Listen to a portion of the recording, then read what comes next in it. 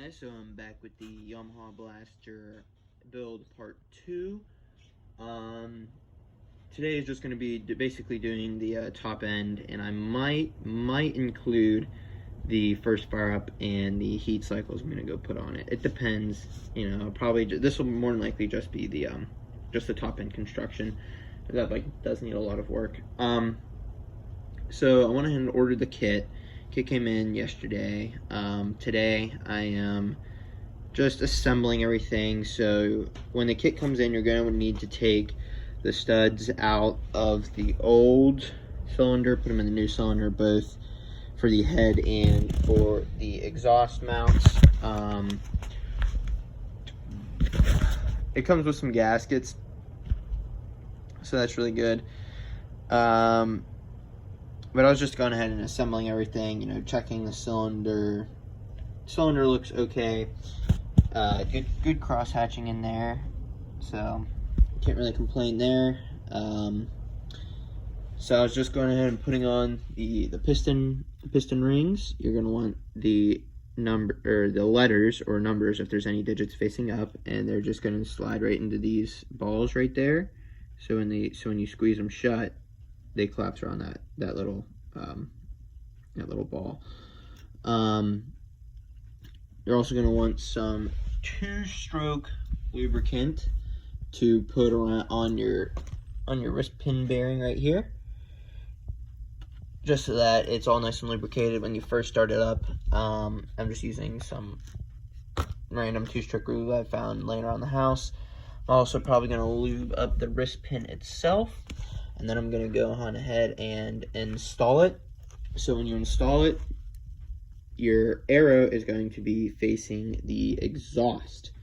So these are your intake ports right there. Other than that, I mean, it's pretty straightforward process. Put it on, put your wrist pin bearing inside your con rod, slide this through, and you basically, then you go ahead and put that final circlip in here, and you're good to go. So I'm gonna go ahead and do that now, and I'll get back to you when it's done. Alrighty, I am back outside. I went ahead and skipped a couple of steps. I put the front of the exhaust back on, or that piece that connects to the cylinder. Went ahead and put the reeds and the gasket and the spacer. I basically put everything in regards to intake back together. Also went ahead and put the cylinder on and the piston on. See, the arrow is facing towards the exhaust side. Other than that, that's where I'm at right now. I'm about to go ahead and tighten everything up. See the nice gasket, fresh gasket on the bottom. Went ahead and did all that. So I'm gonna go ahead and button it up right now. So we'll see. Hopefully it fires up. I'll just throw a little bit of gas in the carburetor and see what it does. So I'll be back once I go in. I'll probably go in and put the head gasket on and the head on too before I come back. So I'll get everything buttoned down. Alrighty, so we're back. I went ahead and put the head on, put the head gasket on. So we are officially ready to go ahead and give her a couple of kicks. So I went ahead and attached the compression tester. The rings are cold, they haven't been seated, so anything around 100 would be good. I'm not sure what, good stock compression is. This is a regular head, so let's just go ahead and put you right there. Watch this gauge rise.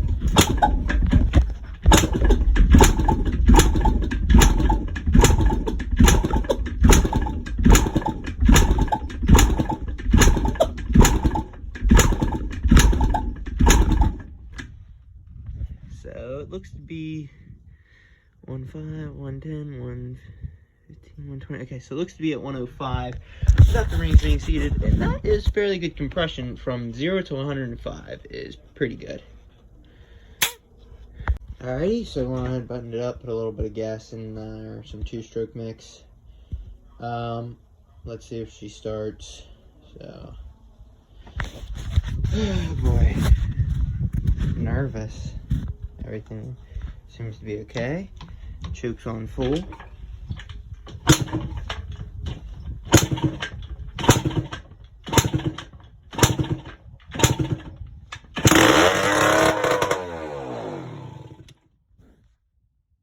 Alrighty, so we're back after that terrible mishap. The exhaust was not on. That is my fault, 100%. Sort of blew up my eardrums and nearly wanted my neighbors wanted to kill me.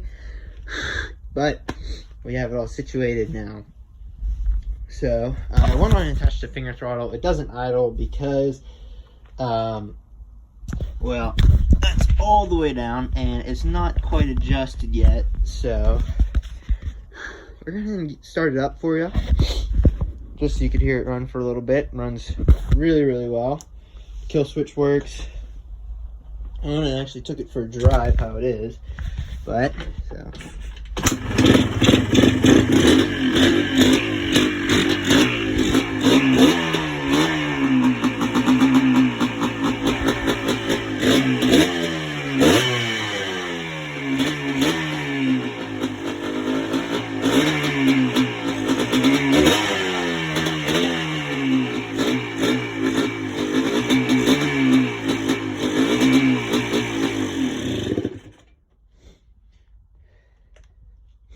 Need some adjusting. I'm guessing the reeds are probably on their way out.